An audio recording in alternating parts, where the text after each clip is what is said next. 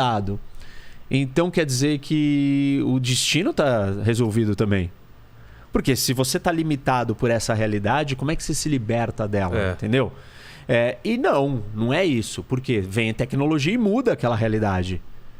O Brasil tem uma história dessa. Costumes. Você altera o solo, por exemplo. A tecnologia alterou o solo do cerrado brasileiro.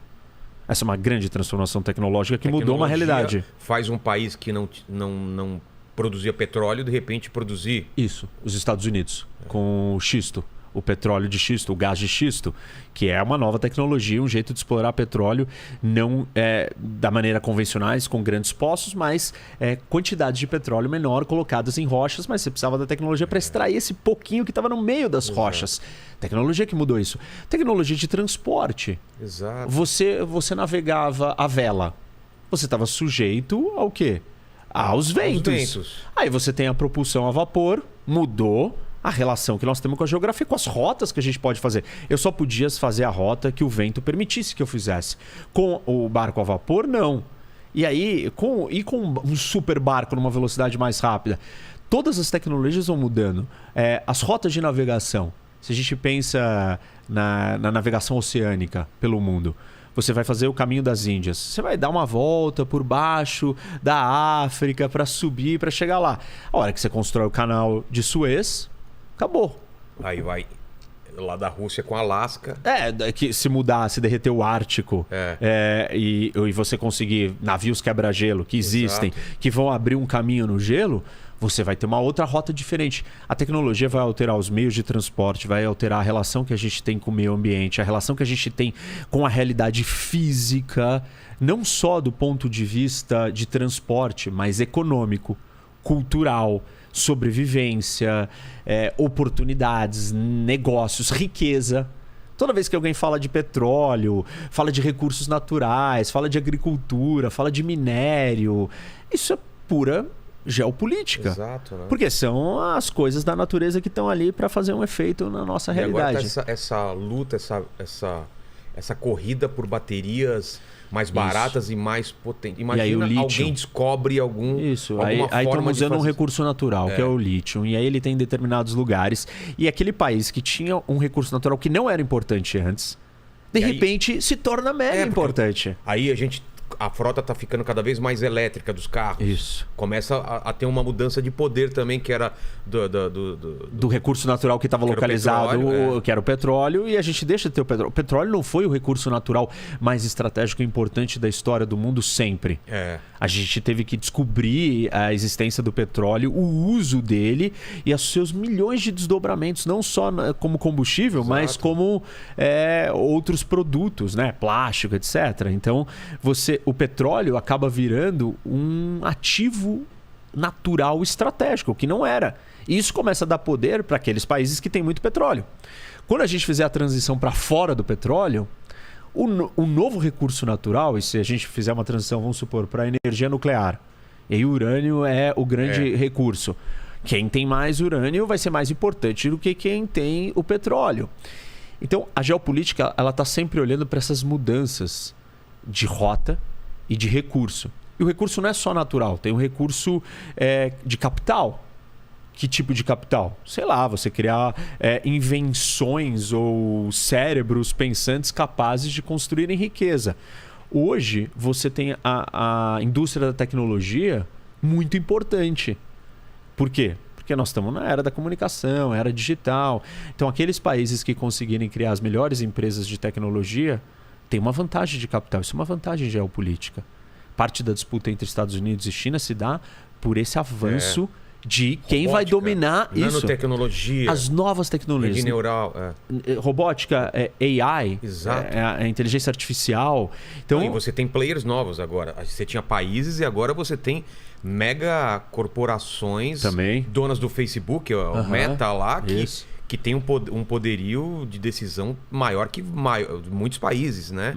E não só em capital, mas como ele carrega os dados das pessoas. Eu estava vendo, não sei se foi um vídeo seu também, essa discussão sobre o 5G, né?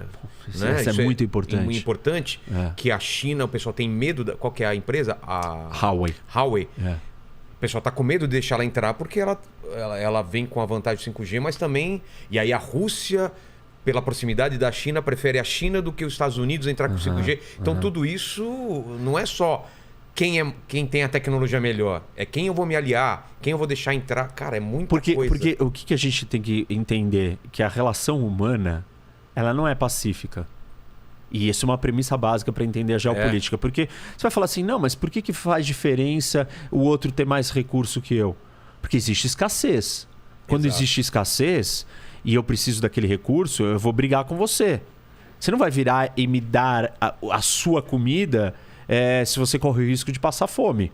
Então nós vamos brigar por aquela comida. Nós vamos brigar pelo território mais fértil, que produz mais comida. Parte do que nós vamos falar hoje sobre a Ucrânia... Tem a ver com isso. Absolutamente. Gás natural. Isso, tem a ver com aquecer a sua casa no inverno, você sobreviver no frio, a sua indústria funcionar, você ter eletricidade, você ter comida. Então... Mas é isso que é fascinante. A gente vive um momento de paz, né? Durante décadas e décadas de paz. A gente pode dizer que tem uma eclosão de uma guerra aqui ou lá, mas a gente vive um momento de paz, certo? E essa paz só é possível porque a tecnologia, de certa forma, proveu uma certa abundância de alimento. Porque se a gente estivesse vivendo uma escassez, um perrengue legal... São graus de escassez, eu diria. Porque a gente não pontuais, né? A gente não tem abundância plena. Não tem. Por quê? Se tivesse abundância plena, não teria porque a gente ter problemas de um ter uma coisa e o outro não. Exato. Aí não teria esse problema. Mas como existe escassez na vida, e é muito difícil quando você fala isso do ponto de vista de discussões políticas e ideológicas mais profundas, o não reconhecimento da existência da escassez causa percepções sobre a realidade bastante distorcidas. Como assim? Tem gente que não tem isso. Aqui tá isso abundante. É injusto. Não, a pessoa parte da premissa que tem para todo mundo. Que tem água para todo mundo, por exemplo. Isto é uma falácia. Não é? Não, água tem pra caramba. Isso é uma falácia. Não, temos como dar comida para todo mundo. Não temos. Não temos. Nós não temos essas condições. Por que não temos? Porque existe escassez. Porque você não tem a comida no lugar certo, na hora certa. Ah, não, então tá. Então você tem a comida, mas você não consegue entregar. Não é qualquer coisa não conseguir entregar. Grande problema da Rússia, por exemplo, e eu vou falar disso depois, não ter grandes centros urbanos na grande parte do seu território é porque as distâncias são tão gigantescas que você não consegue levar o alimento até ali. Então não tem como você construir uma grande cidade se não vai ter comida. Então, assim... Muito disso... Água também, né? Água, condições propícias à vida. Quais são as condições propícias? Certos climas são mais propícios à vida humana do que outros. Morar num deserto, seja de gelo ou de areia, não é um lugar habitável.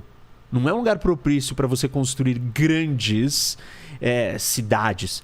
Isso pode acontecer? Claro que pode. Dubai é um exemplo disso. Injeção de muito dinheiro. Só que é exatamente isso. Tem um custo ali. Qual o custo? O custo do funcionamento de um ar-condicionado em Dubai. As pessoas, para você ter uma ideia, Vilela, elas passam, deixam seus ar-condicionados ligados 24 horas por dia durante 365 dias por ano. Por quê? Porque você vai gastar mais energia para climatizar a temperatura de novo se você ligar e desligar. Entendi. Então eles deixam ligado. Mas para você deixar toda essa quantidade de ares condicionados ligados, você precisa ter muita energia. E como que eles conseguiram construir no meio do deserto uma cidade daquele tamanho? Com muita energia. Qual a energia? Eles têm muito recurso natural. Por exemplo, gás natural. Então, eles têm um gasto per capita de energia altíssimo, dos maiores do mundo, para uma cidade. E isso é o homem, né? O ser humano vencendo a geografia, a natureza. Só que tem um custo de outro lado. Qual? Ele está usando um outro recurso da natureza também, que pode acabar. Exato. E aí, se acabar, nós precisamos usar um novo recurso. Tá bom, então vai ser a solar, aí não tem problema.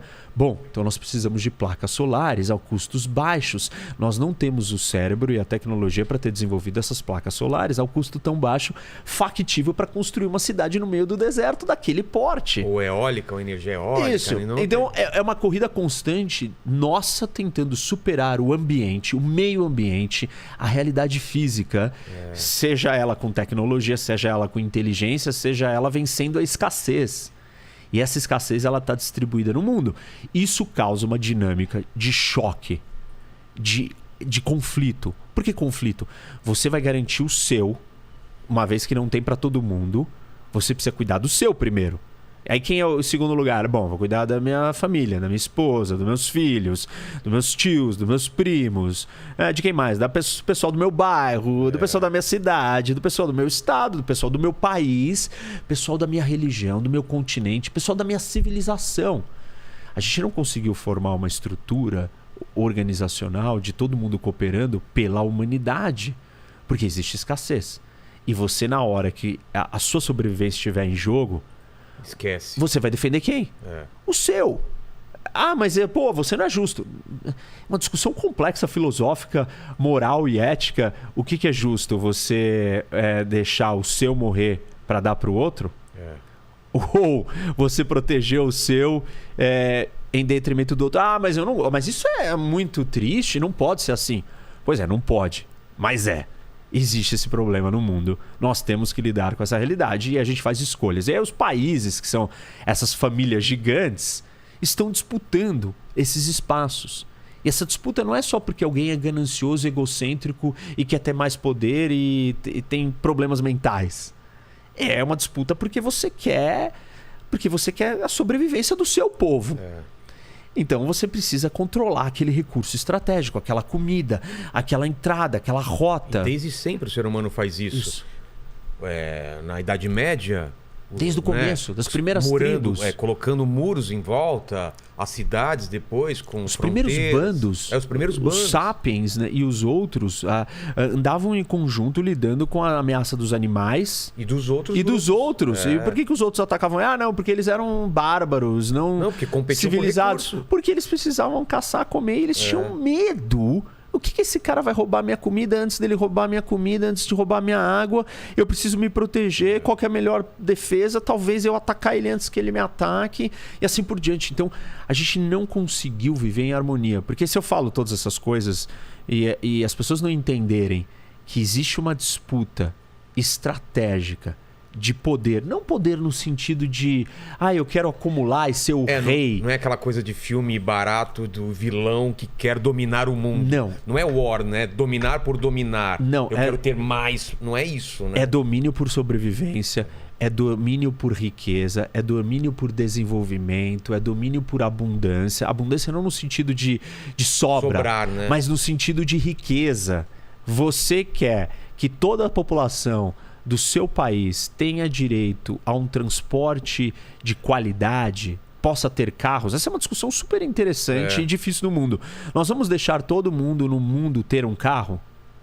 Isso tem um impacto gigante dependendo de qual é o tipo de veículo que nós teremos. Exato.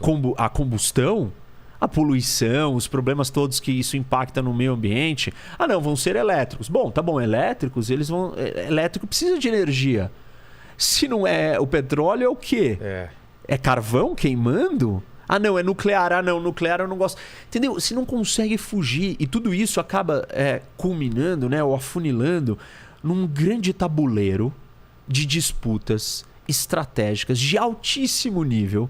E esse é um ponto interessante sobre a geopolítica. A geopolítica não é uma coisa do mundo comum. Não está acessível a qualquer um. Porque, primeiro que é numa escala muito grande. Muito alta. É macro. Macro e a maior de todas. É o jogo maior do tabuleiro do planeta. É mesmo? É o maior jogo que é jogado. É o maior jogo que você pode jogar. E isso está distante da pessoa comum, né? Minha vida eu tenho que acordar, trabalhar, cuidar do meu problema, chegar ali. Tá me enchendo o saco. Isso, tipo, não, tem um problema em casa, meu filho, eu tenho que ganhar o dinheiro para pagar. Né? É isso, não é o macro. E quem é que estuda isso? São as pessoas que estão preocupadas com a sobrevivência de uma nação inteira. Então, são as altas escalas de poder de uma nação. Então o Brasil parece distante, isso que está acontecendo com a Ucrânia e Rússia, mas a gente tem que estar atento pra caramba, tomar lados, decidir o que a gente vai fazer e ter uma política, ter uma diplomacia em relação a isso, né? É muito importante. A gente precisa entender onde nós estamos pisando, para onde o mundo está indo, para a gente se posicionar.